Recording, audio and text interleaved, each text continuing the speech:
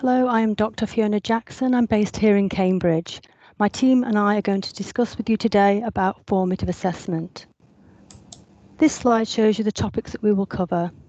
We'll explain what formative assessments we offer and then go through some scenarios to help you decide how best to use them in your context or in your school.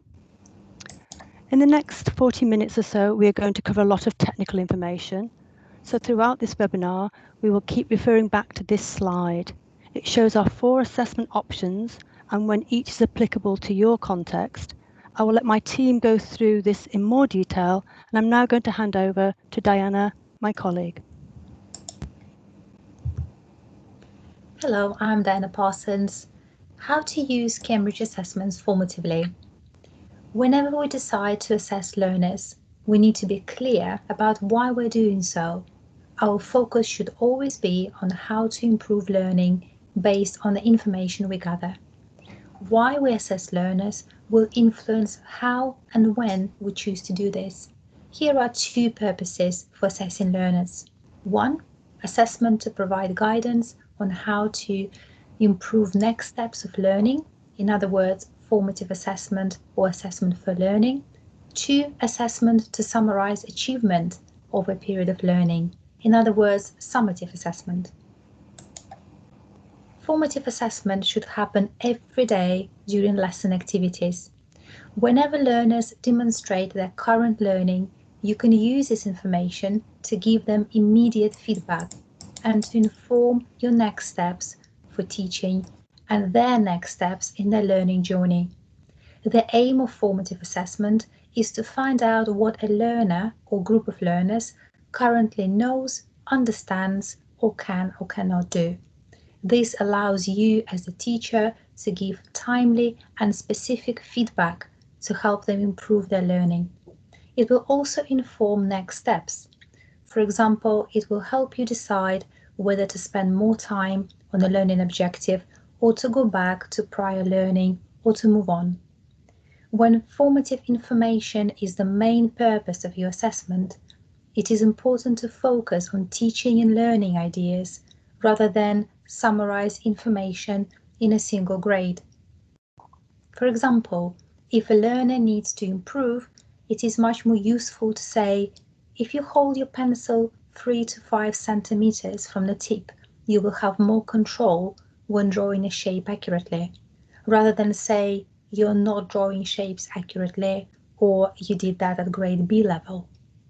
These informal regular assessments are very important because you can make ongoing changes to improve progress during the teaching and learning process, rather than waiting until the end of the year.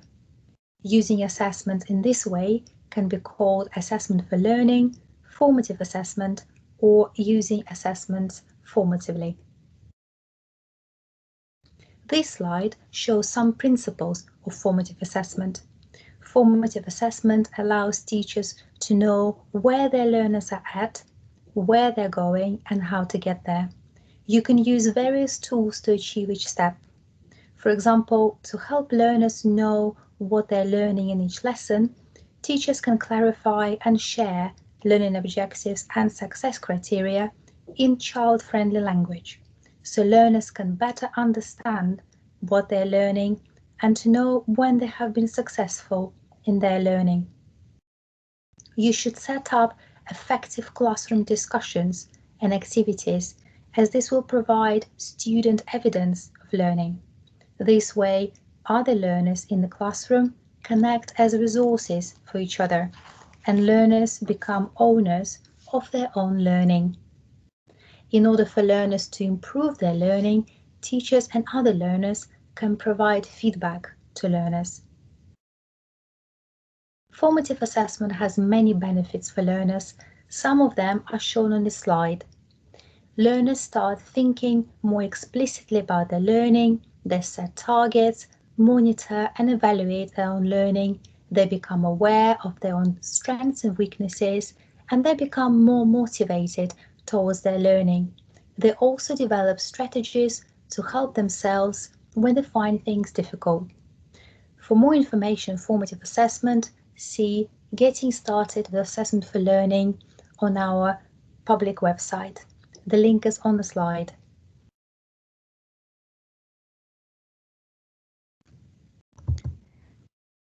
Hi everyone, I'm Aman Sidhu, a member of the Cambridge Primary and Lower Secondary team. I'm going to spend some time describing how Cambridge supports assessment and what tools we offer. Assessment is a fundamental component of learning and teaching. It helps us identify and address strengths and weaknesses of our learners and guides us on what to teach next. At Cambridge Assessment, we provide support through 4 assessment tools, 3 formative and 1 summative. I'll start with the formative assessments. CHEM, which measures learners' potential. Classroom assessment, in which we support teachers to provide feedback during their teaching, especially for our non-assessed subjects such as art, music, physical education, and digital literacy. For English, English as a second language, mathematics and science, we have progression tests where we provide assessment tools for you to monitor the progress of learners across the stages.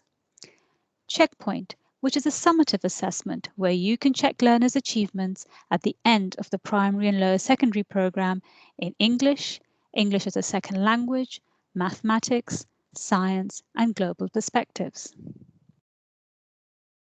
On this slide, you can see the various assessment tools I just described placed across the school year in a suggested timeline that you and your schools could use.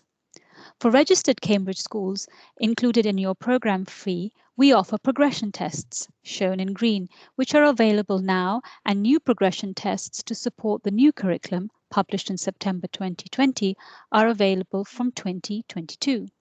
Progression tests are marked by teachers, so you can administer them whenever it suits your timetable. We also have CHEM baseline tests, shown in yellow, which are online tests that can be taken at any time of the school year, but usually at the beginning or end of the year. In orange, you can see the checkpoint, which is a summative test taken at the end of the Cambridge primary program and at the end of the Cambridge lower secondary program. We also provide assessment guidance, shown in blue, for subjects that are not assessed by progression or checkpoint tests, which you can use throughout the year. The white arrow below represents ongoing assessment activities that you would usually be using as a part of normal teaching, like classwork, presentations, quizzes, topic tests, etc. You can choose to use all or none of our assessments. The choice is yours according to the context and needs of your school and your learners. We will come back to this slide later in the presentation. I will now give you an overview of our first formative assessment option, the CHEM baseline tests, and my colleagues Diana Parsons and Sarah Nelson will give you an overview of the other assessments. CHEM tests focus on baseline testing. Baseline means what is your learner's current level of learning at this point in time. So when you look at their learning in the future, you can see where they started from and how much they've improved. We have 5 CHEM tests that measure student potential and performance at each phase of learning, shown on the screen in blue, orange, pink, yellow, green, along the Cambridge pathway. The tests focus on mathematics and language skills rather than subject content knowledge taken from our curriculum framework. CHEM tests provide information for teachers to use in planning their teaching interventions and to improve on any areas of weakness. They also help with setting targets for learners and to predict future achievements. For teachers teaching the Cambridge primary and lower secondary program, the INCAS and MIDIAS would be most suitable, the orange and pink one. As these tests focus on baseline assessments, learners do not prepare for them. The INCAS, the orange ones, has modules for ages 5 to 11 on reading, spelling, mathematics, mental arithmetic, developability, and attitudes. Each module takes about 20 minutes to do. The MIDIAS, the pink one, has modules for ages 11 to 14 on vocabulary, mathematics, non-verbal and non-verbal skills.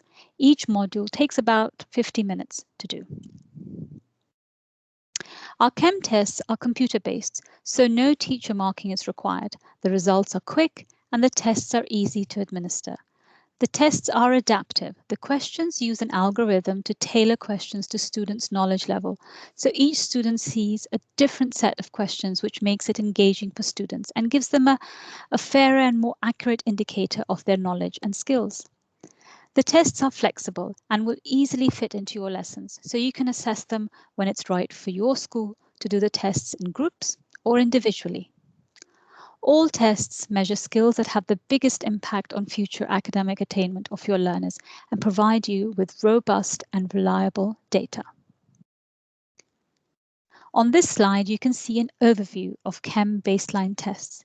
These are diagnostic assessments for all stages in literacy and numeracy. They're typically taken before a period of study. They are taken on a computer and marked by a computer. There are reports for individual learners, for classes, for the whole school, and a comparison for the rest of the world. I will now hand you over to Dinah Parsons, who will describe the progression tests in more detail. Hello, I will now talk about progression tests. We have shown you this diagram before. The progression tests that I'm going to talk about are highlighted in green. I will talk about them and the reporting. Our second formative assessment option is Cambridge progression tests. Progression tests are designed to be used with the Cambridge curriculum frameworks. Curriculum frameworks form the basis of what is tested, so questions in our progression tests are linked to the content and skills trends and learning objectives. If you are a registered Cambridge school, these progression tests are included in your program fee, and they are administered and marked by teachers. Progression tests are subject specific and therefore assess knowledge, skills and understanding for our 4 subjects: Cambridge Primary and Lower Secondary, Mathematics, Science, English and English as a second language. Cambridge progression tests are available for stages 3 to 9. We suggest the most appropriate time to use them is towards the end of the year. This offers an opportunity to review what has been learned and allows time for evaluation and feedback. You can use past papers with mark schemes available from our primary and lower secondary support sites for the baseline assessments at the beginning of the year. Progression tests provide detailed information about the performance of each learner for each stage. They examine progress from one stage to another. Progression tests enable teachers to give structured feedback to learners and parents and compare the strengths and weaknesses of individuals and groups. From January 2022, there will be progression tests available every year for the new curriculum.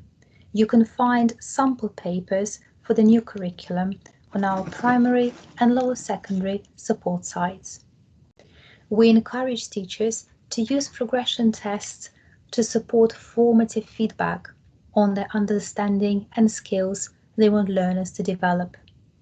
Progression tests can be used alongside discussions, observations, and lesson outputs to discuss with learners what went well and how they can improve further. This will allow them to reflect on their learning and improve their performance. There are some links on the slide where you can find progression tests, sample papers, past papers, and mark schemes. The progression tests are marked by you, but we are here to support you in using the results effectively through our reporting analysis tool. As you can see in the circled navigational link, the reporting service is available on the Cambridge Primary and Lower Secondary support sites and allows you to use your learners' test results to produce feedback reports analyzing performance and progress. We provide further detail about the report dashboard on the primary and lower secondary support sites.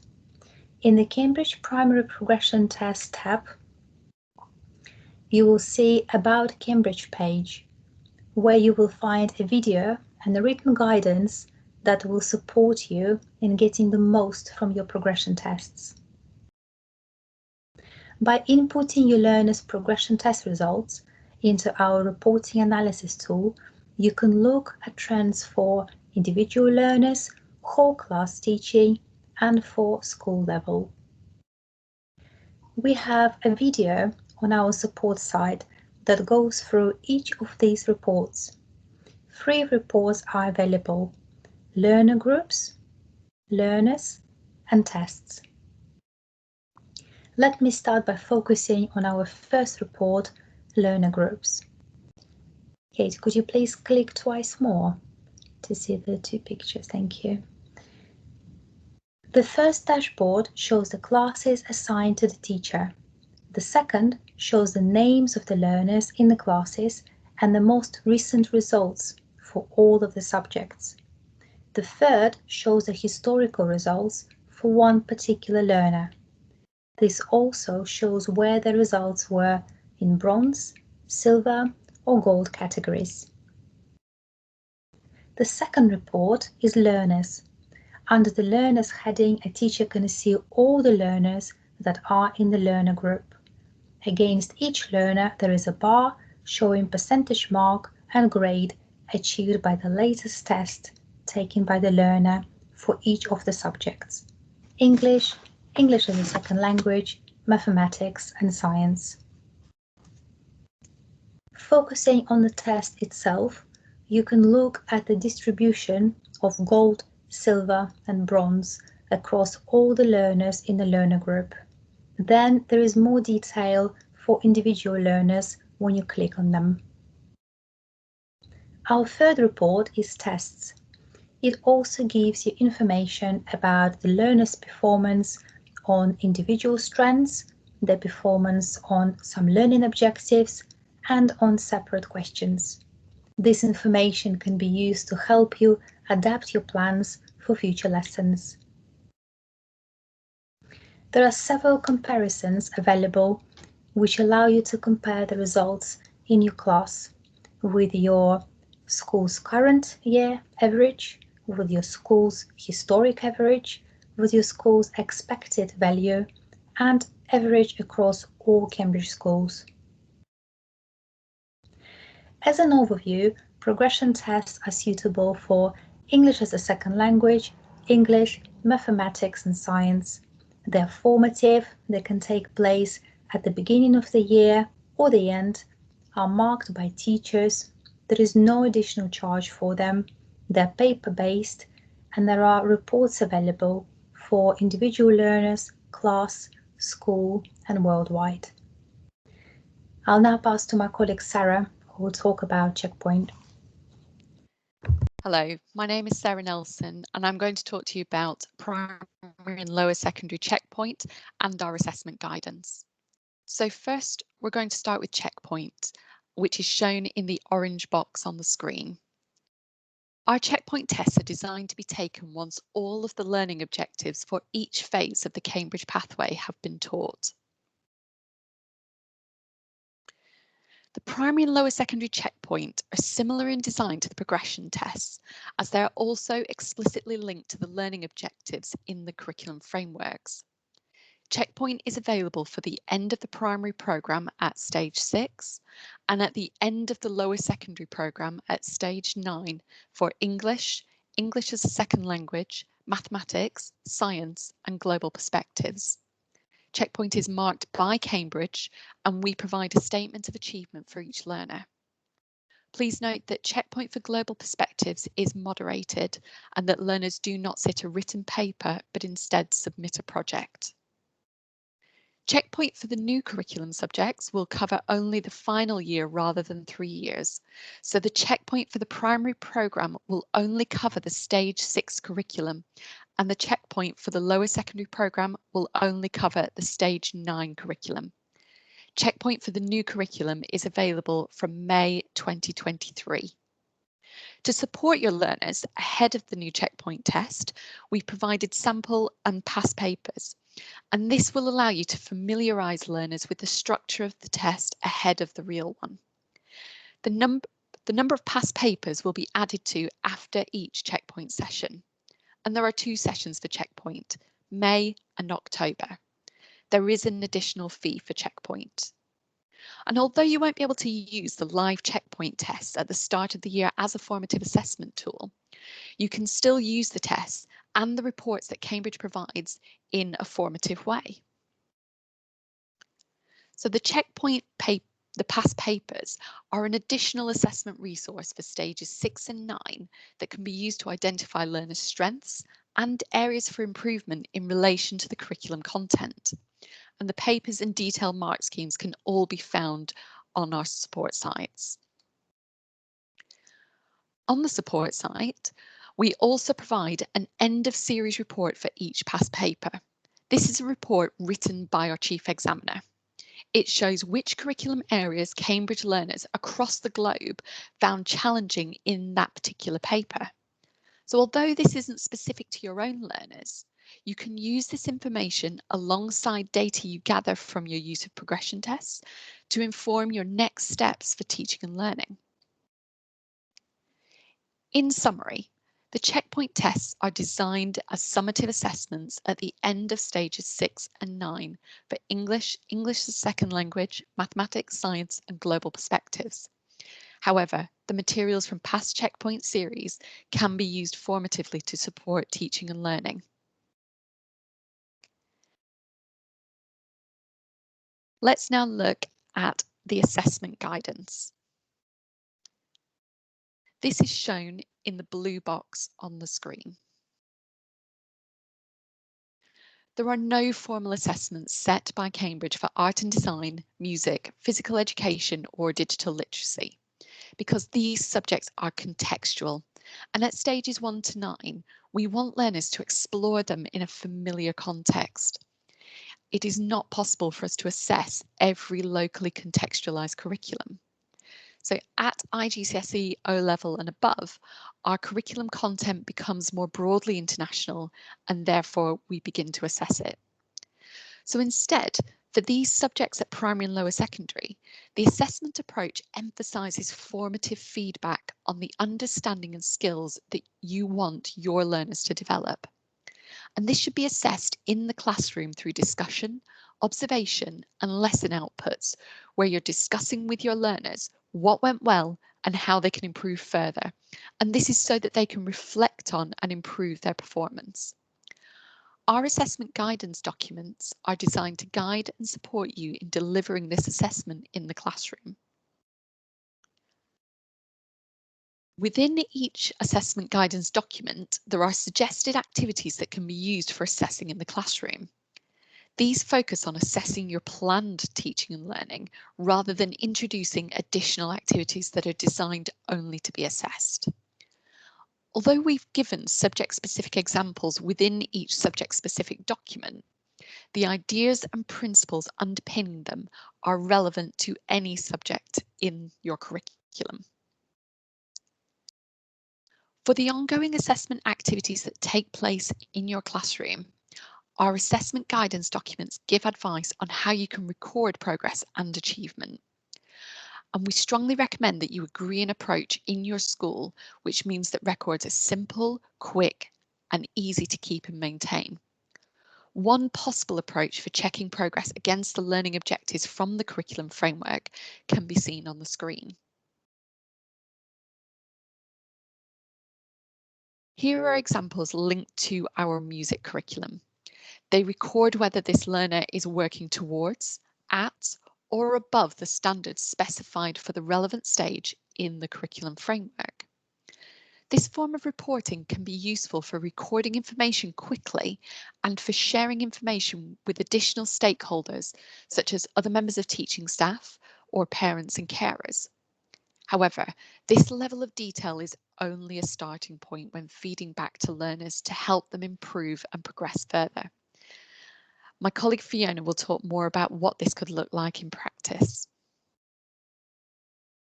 So in summary, our assessment guidance documents are available for art and design, music, physical education, and digital literacy. They are designed to support the assessment of your learners formatively at all stages through your planned teaching and learning. I'll now hand you back to my colleague Fiona. So we realised that that was a lot of information. So I'm going to summarise what this might mean for you. I'm going to talk about assessment guidance, which is shown in the blue box on the screen. Oh, excuse me.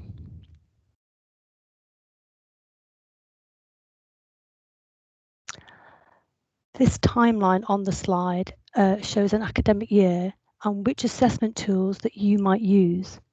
Depending on the subjects and stages you are teaching, not all of these assessment tools will be relevant for you.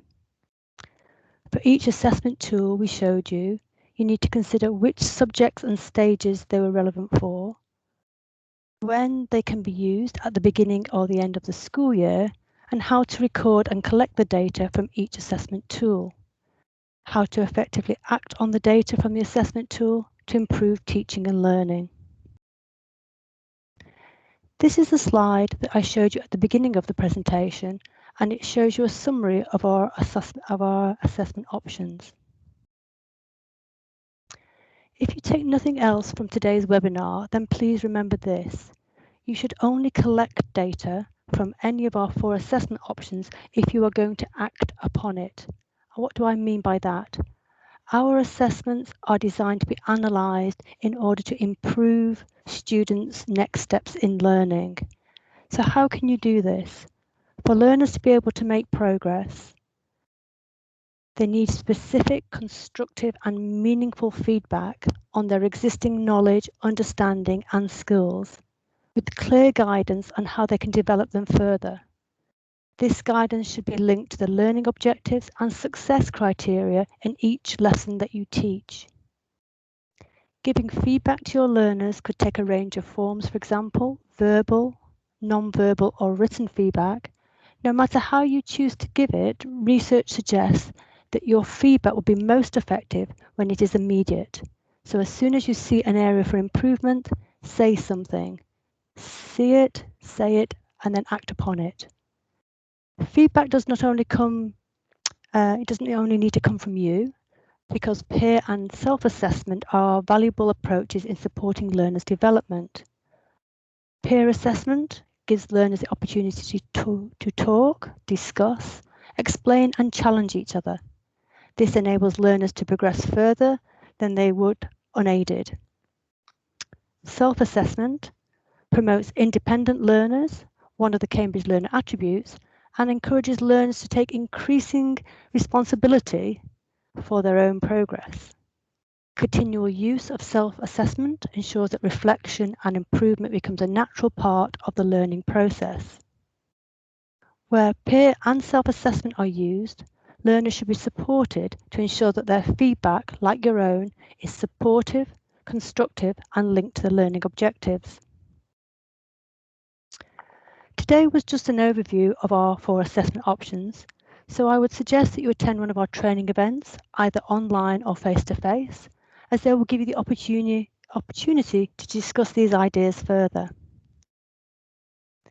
Thank you for joining us today. We hope you enjoyed our webinar on formative assessment and that we have helped you to inform decisions on which Cambridge assessment options are useful for you.